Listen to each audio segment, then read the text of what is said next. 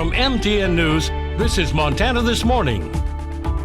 We're learning more about the woman who was reported missing in Bozeman and then found dead in Idaho Falls. Coming up, find out what her family members are telling our Edgar Cedillo. And a Bozeman boy with a mysterious condition fights for his life in Salt Lake City.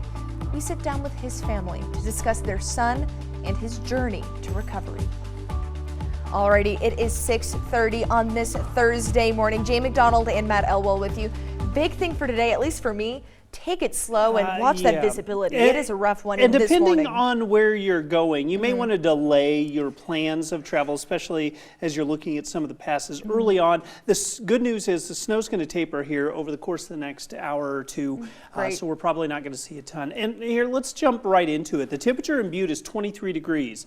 The cold air is not all that far away, and it's trying to inch its way, and it's dropping a degree or two at a time. So as we go through the morning, expect the temperatures to fall. I want to talk a little bit about road conditions. Bozeman Pass, we've had some visibility issues, scattered snow and ice on Homestake Pass, probably the better of the road conditions across the area, and then the heavier snow down the Gallatin Canyon. Today's a good day to just hit the pause button for the most part, especially on I-15 between Boulder and Clancy. Severe driving conditions have been reported. Here's the positive. We don't expect to see a lot of additional snow. There still may be some snow through the mid to late morning, but it's not going to be developing. And you can see the snow, if you've been watching throughout the morning, is letting up a little bit.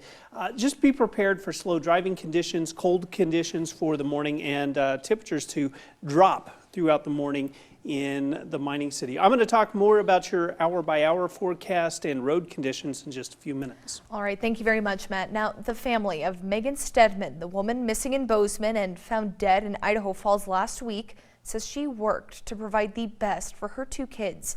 And our Edgar Cedillo had a chance to learn more about Megan from her grieving family. Brave, independent, and a fighter. That's how Megan Stedman's brother Aiden Mitmo describes his sister.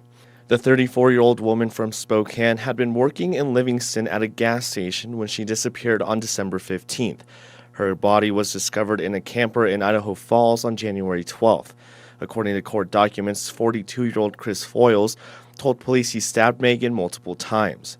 I spoke with Bozeman Police Detective Captain Dana McNeil, who says the department had received dozens of tips from the public between the day Megan disappeared in December and into January. We had some serious concerns from the start, and that the family, mostly because the family had some serious concerns, and we took it very seriously, and it's sad. It's really sad to see this happen. McNeil also says that Bozeman police aren't ruling out pressing charges in Montana.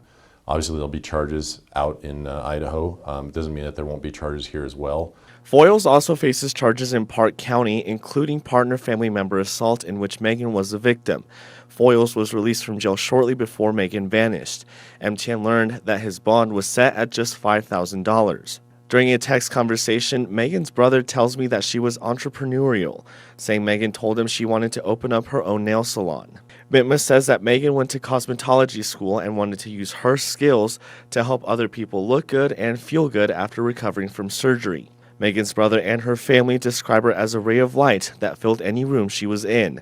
Megan leaves behind 2 children, and a GoFundMe is set up. You can find that link on our website.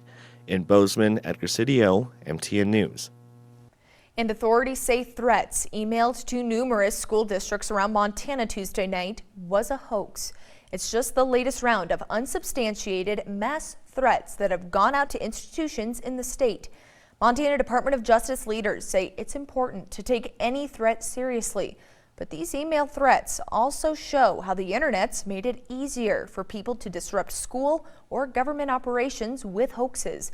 Montana Department of Criminal Investigation leaders say they will be meeting in the next few days with local law enforcement to talk about recommendations that they can give to community leaders, schools, and other organizations.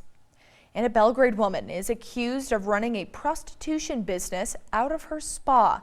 On January 12th, Oakson Hale, owner of Bamboo Spa, was arrested for a weapons disturbance. The victim claimed that Hale was threatening her with a knife. The victim, who is an employee at the massage spa, told detectives that Hale instructed her to perform sexual services for customers. Hale has denied these accusations. We asked the Gallatin Sheriff's Office if they're seeing more instances of human trafficking. As we continue to expand an area here, as our population continues to boom here, yes, there has been an increase in human sex trafficking, but also in drugs, and they oftentimes will go hand in hand. What I can say with it is, yes, there was a victim in the situation. We continue to investigate and dig into that situation to make sure we're compiling a good investigation regarding exactly what was going on there. And when we visited Bamboo Spa in Belgrade, deputies were actively investigating. Hill was seen in Gallatin County Justice Court on January 17th, where she was charged with sex trafficking and prostitution. She is currently being held on a $100,000 bond. And Pierce Brosnan has pleaded not guilty to trespassing near hot springs in Yellowstone National Park. The incident reportedly happened on November 1st of 2023. The first citation claims that Brosnan violated rules regarding foot traffic in all thermal areas and within Yellowstone Canyon confined to trails. The second claims he violated closures and use limits in the park. Brosnan had been ordered to appear in U.S. District Court in Wyoming next week. Instead, he was able to plead not guilty, and the in-person hearing was vacated. Brosnan's next hearing is set for February 20th via teleconference. And a burst pipe at the Montana State Prison on Wednesday forced the relocation of 159 inmates. The Montana Department of Corrections says the pipe was repaired and inmates were returned to the low security unit within a few hours. DOC Director Brian Gutkin says people and resources are in place to address weather-related issues. He goes on to say he expects fewer problems in the future as $211 million in renovation projects begin to come online. And a Bozeman boy with a mysterious condition fights for his life in Salt Lake City. MTN's Jolie Salee spoke with Sawyer Yuan's family about the ordeal as they wait and pray for their son's recovery. I'm here at Bozeman Deaconess Hospital where 11-year-old Sawyer Yuan was staying after a series of unexpected seizures. That was until he was airlifted to Salt Lake City, where his fight continues. Like at times it just doesn't feel real. Like I think it's like a dream. I mean, nobody has any answers, and every test and every medication is not successful at helping him. That's a pretty helpless feeling.